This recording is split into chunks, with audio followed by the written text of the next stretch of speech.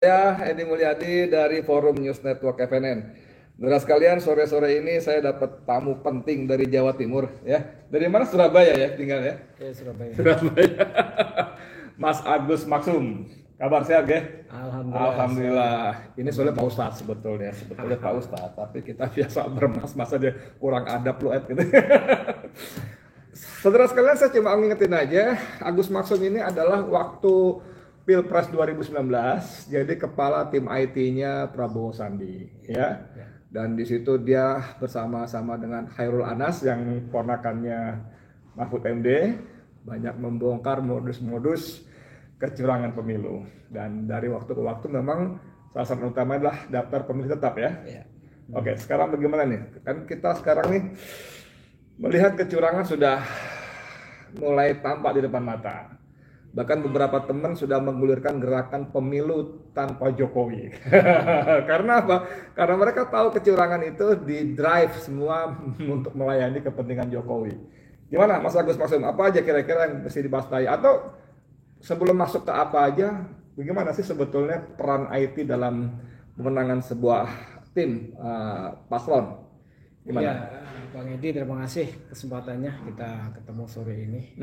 Jadi soal kecurangan pemilu ini menjadi perhatian kita semua, dan kita lihat berbagai fenomena yang kita lihat dari akhir-akhir ini ya, itu sudah bukan lagi gejala tapi sudah menunjukkan sebuah fakta kecurangan yang sudah dimulai.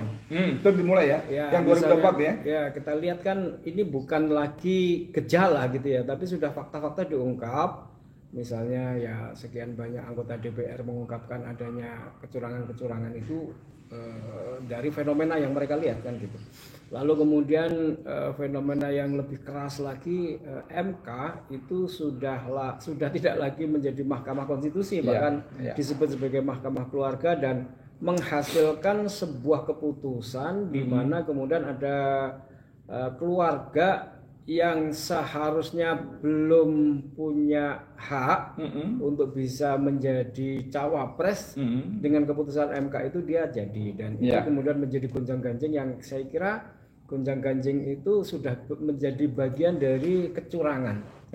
Ya kan, karena seseorang yang sebelumnya belum bisa menjadi cawapres, dia bisa menjadi cawapres, dan itu kemudian saya kira udah menjadi bagian, jadi apa namanya, gejala-gejala atau fakta-fakta kecurangan itu sudah terjadi.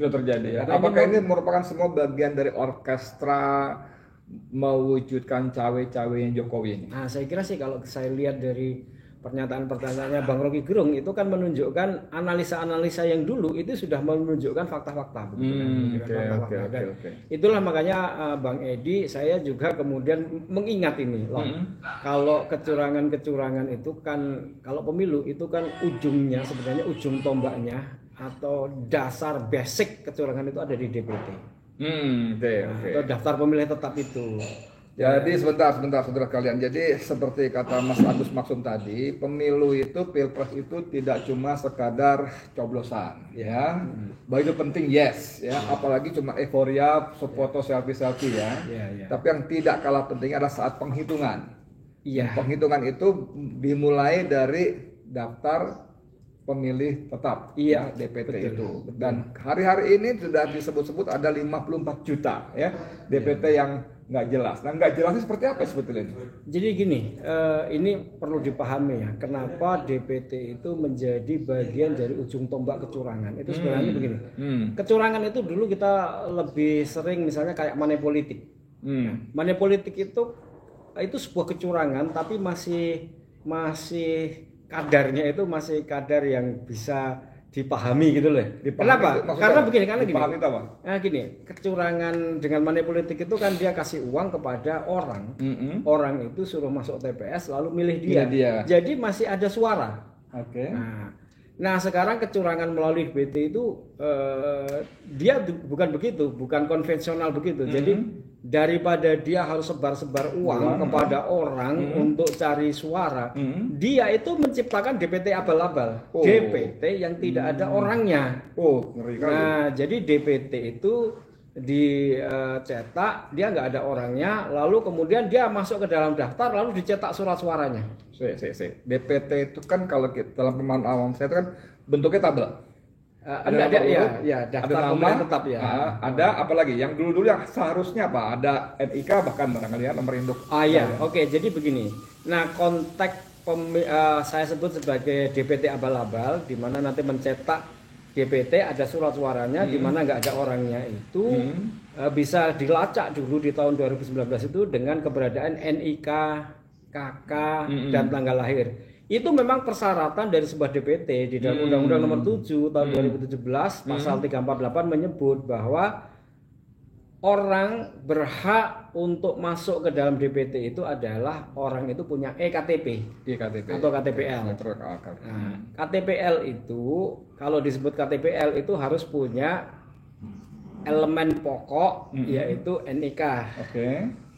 Nah, nomor induk kependudukan, kemudian KK kartu keluarga, kemudian tanggal lahir, bukan usia tapi tanggal lahir, lalu kemudian namanya, lalu kemudian alamat, alamat dia. Nah itu bisa di-trust jadinya ya, diikuti betul apa enggak ya? Nah jadi itu Bang Edi, kalau di 2019 itu yang namanya DPT itu memuat itu semua, NIK, KK, tanggal lahir. Itu pun sempat nggak jelas berapa, 17 juta ya kalau nggak salah ya. Nah dari itu kan di 2019 itu yang namanya DPT dengan seperti itu mudah untuk kita identifikasi. Apakah DPT ini ada orangnya atau tidak? Itu simple. Kenapa? Karena gini, karena NIK itu kan single ID number.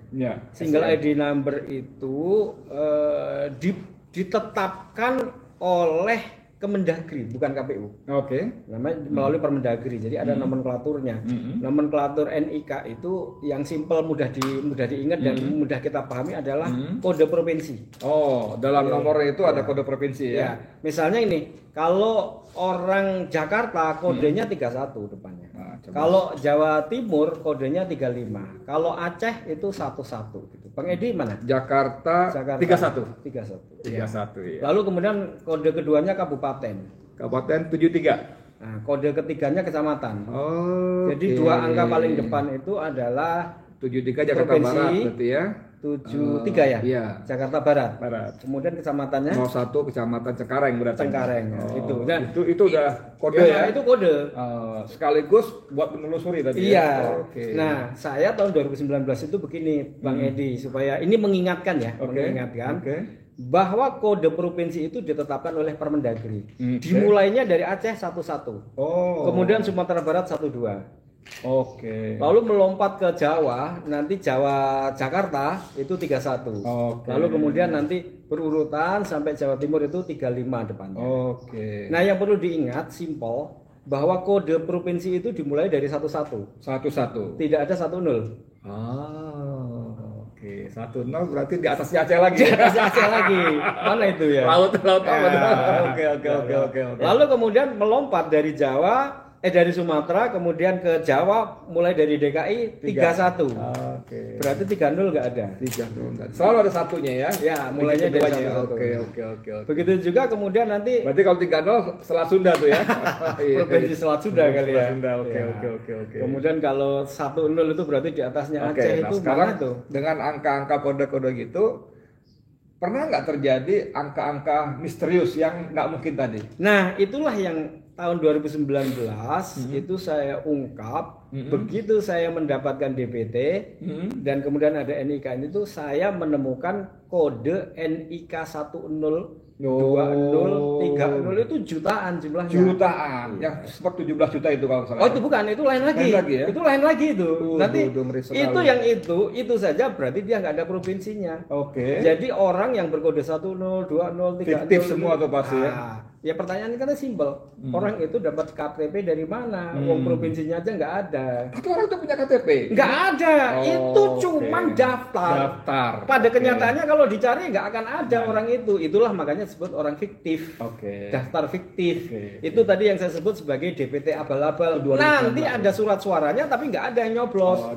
Gunanya untuk apa? Nanti kita menjelaskan. Nah, yang Bang Edi tadi itu sebut 17,5 juta itu lain lagi, bukan kode NIK, tapi tanggal lahir. Tanggal lahir apa? Nah, jadi saya menemukan ada orang yang tanggal lahirnya itu 1 Juli itu jumlahnya 9 juta. Kemudian yang tanggal lahirnya 31 Desember itu 5 juta. 12 juta. Lalu kemudian yang tanggal lahirnya 1 Januari itu 2,5 juta. Jadi 17,5 juta. Nah, ini aneh menurut pakar statistik. Karena data-data itu waktu itu saya temukan karena saya begini, mencari DPT yang invalid itu. Kok kemudian saya menemukan banyak sekali yang angkanya itu tanggal lahirnya 0107. Nah, lalu kemudian saya kumpulkanlah, lalu ketemu ternyata yang lahirnya 0107 9 juta. Yang 31 Desember 5 juta, yang 1 Januari itu kemudian ada 2,5 juta. Nah, setelah kemudian kita kumpulkan, kita tanya pakar statistik, apa iya tanggal yang lahirnya 1 Juli itu bisa 9 juta? Sebanyak itu ya? Ternyata pakar statistik mengatakan gampang cara membacanya. Jumlah DPT secara total yaitu 196 juta. Waktu itu, dibagi 1 tahun, hari 1 tahun itu 365, itu ketemunya cuma 520.000. Paling banyak persamaan itu 520.000. Ya, jadi mereka lahir tanggal 1, tanggal 2, tanggal 3 sampai 31 Januari, 1 Februari sampai tanggal 28 Februari, 1 Maret sampai 31 Desember, rata-rata cuma 520. Itu average-nya, ya kan gitu. Jadi kalau 9 juta, itu kan jadi aneh. Itu tanggal lahir, dan kemudian kita cek, dan ternyata ketika kita cek ke lapangan secara random nggak ada orangnya. Allahu Akbar. Nah, itu kita cek ya, nggak ada orangnya. Ada di satu TPS, saya tidak mau menyebut TPS ini karena TPS ini kalau saya sebut itu sensitif. Dulu saya menyebut TPS ini, kemudian saya dicari oleh orang di desa itu. Nah, itu masalahnya. Tapi saya mau katakan, saya sudah cek nama itu di tahun 2019 kita cek nggak ada. Dan bahkan kita mendapatkan konfirmasi, kenapa kok nggak ada? Karena orang itu KTP-nya dibuatkan oleh orang lain. Jadi pada waktu itu, sebelum KTPL, KTP itu bisa dibuatkan orang lain, Bang Edi. Jadi misalnya begini, dulu itu ceritanya gini. Nah, ini yang membuatkan KTP itu ketemu saya dan bercerita tentang sejarah adanya KTP itu. Orang ini mau jadi TKW. Lalu kemudian supaya mudah, waktu itu dibuatkan KTP sama si pengerah tenaga kerja itu. Jadi kan punya KTP. Ini KTP yang namanya SIA atau SIMDUK. Belum KTPL. Sebelum KTPL itu ada namanya SIMDUK, Sistem Informasi dan Manajemen Kependudukan. Dulu namanya begitu sebelum KTPL. Nah, itu bisa dibuatkan. Jadi dibuatkan oleh orang, lalu kemudian jadi KTP-nya, bikin paspor, dia pergi ke luar negeri. Sekarang cukup itunya. Sekarang maksud saya pertanyaan, kenapa sih orang si kelakuan pencurang ini membuat KTP fiktif, data pemilih fiktif itu apa? Untuk digunakan untuk apa? Nah, kecurangannya bagaimana? Nah, jadi gini, itu tadi yang saya mau menjelaskan kenapa kecurangan tadi bukan money politik, itu masih kita anggap sebagai kecurangan yang normal. Gitu. Walaupun itu curang tapi normal karena dia masih mencari suara. Nah, yang ini itu dia nggak perlu orang datang mencoblos. Yang penting surat suara tersedia. Sejumlah itu sejumlah itu jutaan itu. Sejumlah daftar itu Dan gunanya ini yang paling penting mohon diperhatikan untuk 2024 adalah setelah pencoblosan, perhitungan. Nah, nanti perhitungan itu kan kotak suara itu bergerak dari TPS ke PPK, dari PPK ke kabupaten. Nah, disitulah kemudian nanti kotak suara itu isinya dibuang.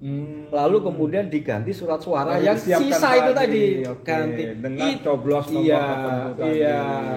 Dan ini bukan cerita, ini fakta ini. Mau cari di YouTube banyak sekali.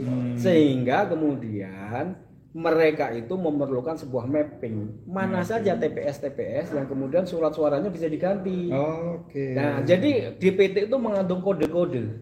Nah, jadi kita bisa cek itu yang DPT tanggal lahirnya sama itu di waktu tahun 2019 itu ada 19.420 TPS. Dan itu ketahuan TPS-nya di mana. Maka kalau saya mau merubah suara, maka saya tahu itu TPS di mana.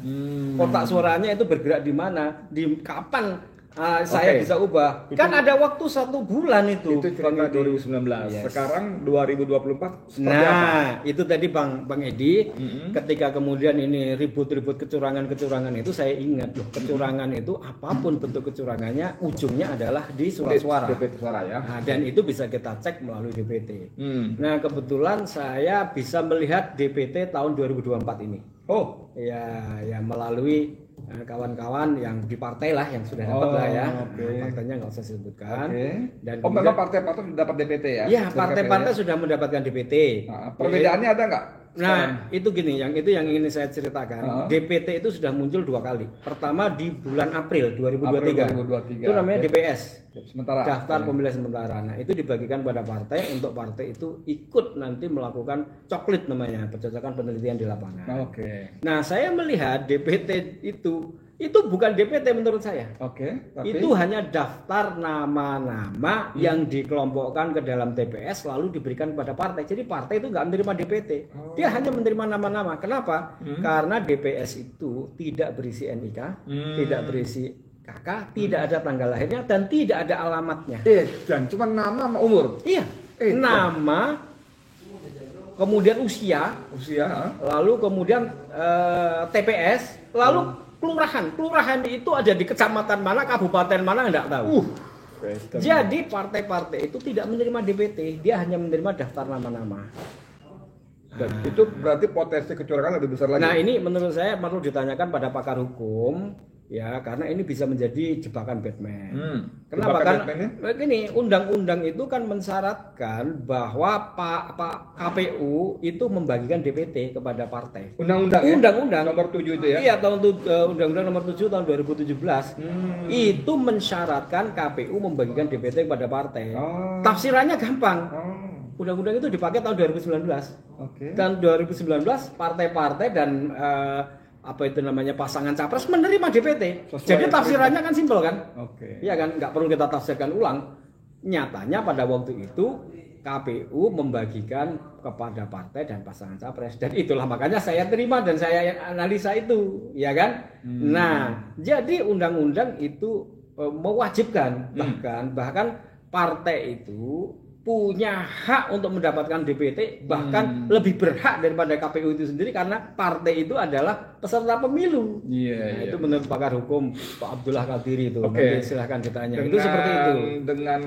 Dengan isi data seperti itu, apa potensi kecurangan? Nah, pertanyaannya adalah berarti KPU tidak membagikan DPT kepada partai sesuai amanat undang-undang ya? Seperti amanat undang-undang. Jadi artinya proses ini harus ada yang menggugat. Supaya sebelum Pilpres dan pemilu ini jelas apakah ini itu karena tidak dibagikannya DPT kepada partai atau peserta pemilu, ini kan menjadi cacat dari proses pelaksanaan. Jangan-jangan begini, saya khawatir nanti kalau pemenangnya itu adalah partai atau pasangan capres yang didukung oleh oligarki, ya lancar-lancar aja. Tapi kalau pemenangnya itu adalah yang tidak dikehendaki oligarki, gampang menggugatnya bahwa pemilu tidak sah.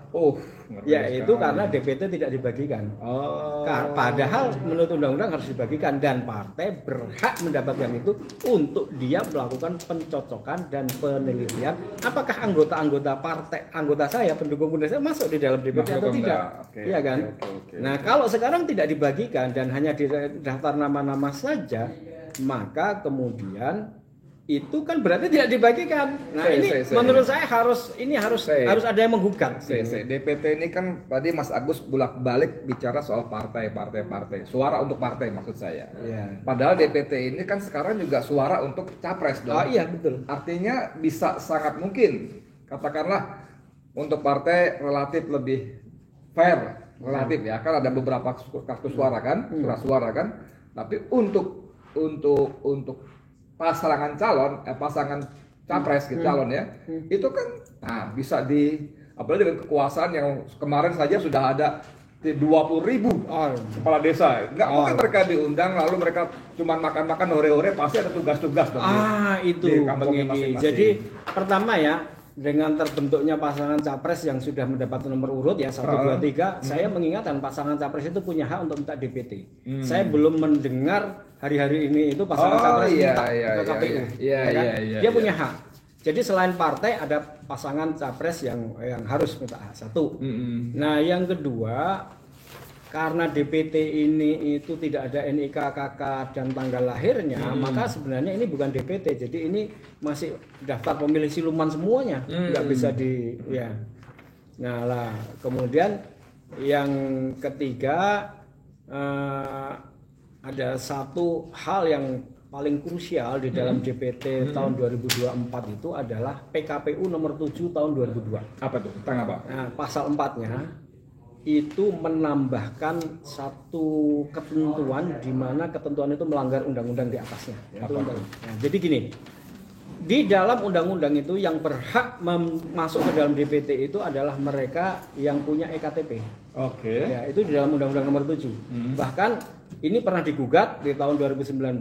Loh, bagaimana kalau ada orang penduduk Indonesia belum punya EKTP jadi nggak punya hak pilih, lalu diputuskan oleh MK pakai KK. Ya itu pakai bukan pakai KK, dia jadi yang nggak punya IKTP dengan KTP rekamnya. Waktu itu diputuskan oleh MK, kalau yang nggak punya EKTP maka dia pokoknya melakukan perekaman KTP, walaupun KTP-nya belum ada, itu sudah bisa masuk. Yang penting pokoknya melakukan perekaman. Nah itu kemudian dikasih rekaman, itu namanya surat keterangan rekam KTP atau surket.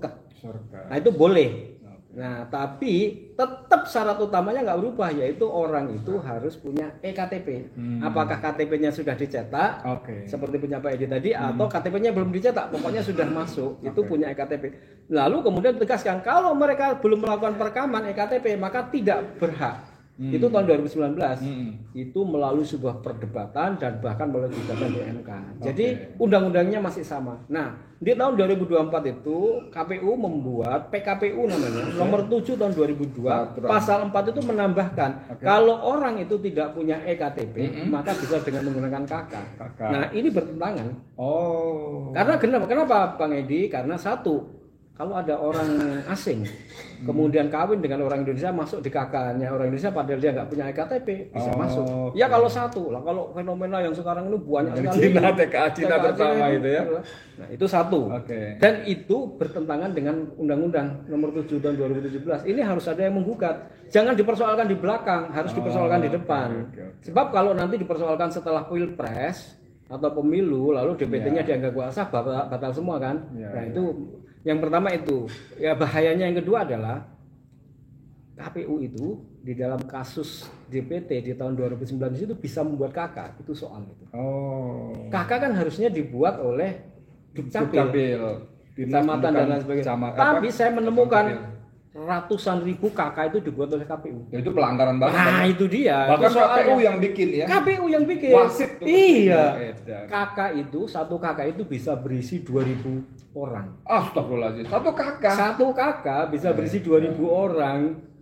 Itu rumahnya sak piro, Wil? Satu KK 2.000 orang, rumahnya seberapa itu?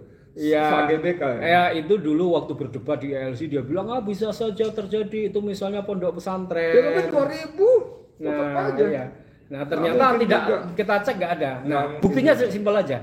Waktu itu ditantang oleh wartawan TV One, Fakta TV One itu namanya Mbak Balkis untuk mengecek secara random. Akhirnya kemudian secara random ketemu KK yang isinya 2.000 itu di Bogor. Dan kemudian kita pergi ke sana, ketemu Pak RT-nya, ternyata nggak ada.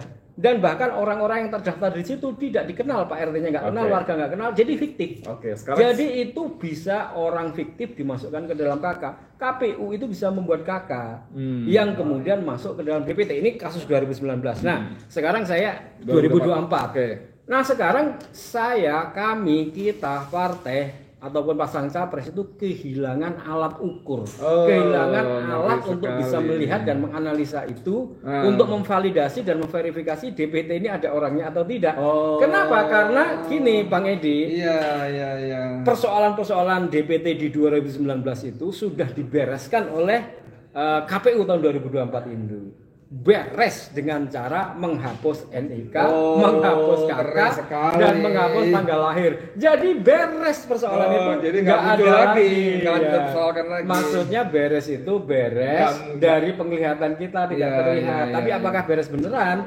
Nah itulah makanya tadi saya berharap ada pasangan capres atau pengacara ini pesan kalau partai barangkali ya, mohon maaf saya tidak bermaksud seuzon, tidak maksud bernegatif thinking, barangkali ada nanti semacam arisan kali ya, bagi-bagi DPT yang kalau macam, kalau partai ya nggak tahu ya, yang pasti penguasa lah, partai penguasa, sehingga tidak banyak diributkan. Tapi kalau pasangan capres ini harus dipersoalkan. Iya, pasangan capres begitu terbentuk. Tapi kita belum dengar tuh dari pasangan Anies, pasangan Ganjar, belum pernah dengar tuh itu dipersoalkan. Akhirnya kan, dingin. Anda sudah, mohon maaf ya, ini Mas Agus bicara bagus banget panjang lebar tadi. Anda bisa bayangkan nggak euforia kalian? Ini saya ngomong untuk tim Anies ya.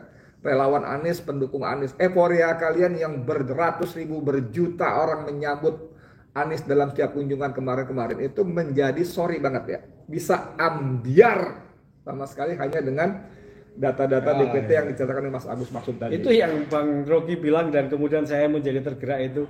Anies tidak akan menang sebab walaupun 100% penduduk Indonesia memilih Anies, maka kemudian bisa saja kemudian tidak menang karena ada penghalang. Nah, penghalangnya itu salah satunya adalah DPT kalau saya bilang. Kenapa? Itu tadi dengan DPT abal-abal yang tercetak banyak sekali tidak ada pemilihnya itu, maka untuk mendapatkan suara tidak perlu money politik. Cukup nanti surat suara itu dicoblos-coblos masukkan dalam kotak-kotak. Ya, pada saat itu makanya kemudian para relawan harus hati-hati di sini menjaganya itu. Nah, gini.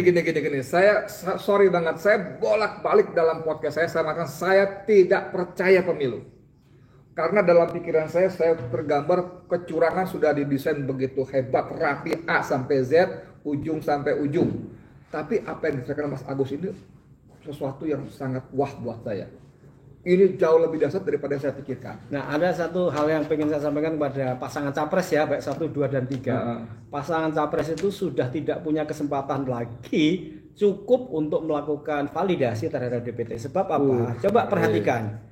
DPT itu sudah muncul di DPS April. Lalu kemudian sudah diputuskan menjadi DPT final tanggal 2 Juli. 2 Juli 2023. Pasangan capres kapan diputuskan? November kan? Tanggal 15 November baru dapat nomor. Jadi dia sudah tidak punya kesempatan lagi untuk memvalidasi, memverifikasi. Maka kemudian sebenarnya sih menurut saya masih punya hak, undang-undang kan masih punya. Ya harusnya partai tetap saja minta DPT itu. Lalu kemudian ya dengan cara yang cepat, ada cara cepat lah nanti kita bahas untuk segera memvalidasi. Walaupun tidak ada NIK, tidak ada KK, tidak ada tanggal lahirnya, tetap bisa kita lakukan validasi. Nanti kita podcast lain kali. Jadi saya juga ingin mengakhiri karena udah panjang sekali ini podcast kita hari ini, malam ini. Jadi saudara sekalian, katakanlah tadi seperti beliau katakan tadi, kita berhasil memvalidasi bahkan tanda kutip mematahkan kecurangan dengan bukti-bukti yang dilakukan oleh, pastilah kecurangan itu oleh penguasa lah, nggak bisa enggak lah ya, sorry banget. Tapi saudara Mas Agus, saya ingin berkaca pada peristiwa Ahad tanggal 19 November kemarin. 20.000 kepala desa dan perangkat desa dikumpulkan di GBK dan mereka membuat pernyataan kebuatan tekad kalau zaman Pak Harto dulu mendukung Prabowo Gibran. Itu jelas melanggar undang-undang. Pertanyaan saya, bisa apa kita? Nah itu nggak bisa apa-apa. Nah itu yang pertanyaan Bang Edi itu. Bos. Itu bukan hanya kepala desa kan sekarang ada PJ Bupati dan Gubernur jumlahnya ratusan. Dengan DPT yang seperti ini, apakah mereka tidak dimanfaatkan? Pasti. Nah itu. Nah sekarang begini, yang saya jadi agak gemes itu, Bang Edi, adalah sekian banyak kecurangan itu kok cuma muncul di media. Siapa yang mengeksekusi? Siapa yang kemudian memproses hukum? Kayaknya cuma rame di media, udah tetap aja berjalan. Jadi ya kan? Senjata pamungkas kita yang selama ini kita banggakan no viral no justice pada konteks ini nggak laku. Iya, ternyata ya tetap aja jalan. Apapun nggak laku. Ini yang perlu kita pikirkan bersama untuk menghentikan kecurangan ini. Ya, saya sih sebenarnya menurut saya sih adalah cara yang tapi perlu kita diskusikan. Oke, sebagai penutup saya mau mengingatin aja. Sekarang ini ada gerakan yang diinisiasi oleh beberapa kawan, baik kalangan yang lebih senior kayak Antoni Budiawan, Muhammad Rizal Fadila, siapa lagi tuh, Marwan Batubara dan kawan-kawan. Kemudian generasi yang lebih muda ada Faisal Assegaf dan kawan-kawan itu tagline-nya pemilu tanpa Jokowi. Karena Jokowi ini sumber. Nggak mungkin semua itu aparat birokrasi dalam ini bekerja kalau tidak untuk melayani cawe-cawe Jokowi. Nah, karena nanti next podcast insya Allah bagaimana eksekusinya pemilu tanpa Jokowi. Ya. Gitu ya Mas ya? Ya, ini harapan terakhir itu pasangan capres itu. Iya, harusnya masih punya hak itu, jangan lewatkan itu. Supaya DPT minta yang ada NIK, KK dan tanggal lahirnya. Paling nggak seperti daftar 2019 itu karena haknya itu. Kalau seperti yang dibagikan itu tuh bukan DPT, itu daftar nama-nama. Daftar nama-nama yang tidak bisa disebut sebagai DPT. Saya kira itu mengerikan sekali, saudara kalian, mengerikan sekali. Tadi Mas Agus tahu keceplosan atau apa, dia ngomong andai kata 100%, walaupun itu pasti nggak mungkin, 100% penduduk Indonesia memilih Anies Baswedan, masih sangat mungkin dikalahkan karena faktor DPT yang abal-abal tadi. Saudara sekalian, kita cegah dengan berusaha sungguh-sungguh dan berdoa pada Allah. Dan saya akhiri dengan Edi Mulyadi untuk FNN dan untuk Indonesia yang lebih baik. Assalamualaikum warahmatullahi wabarakatuh. Waalaikumsalam warahmatullahi wabarakatuh. Ngeri kan.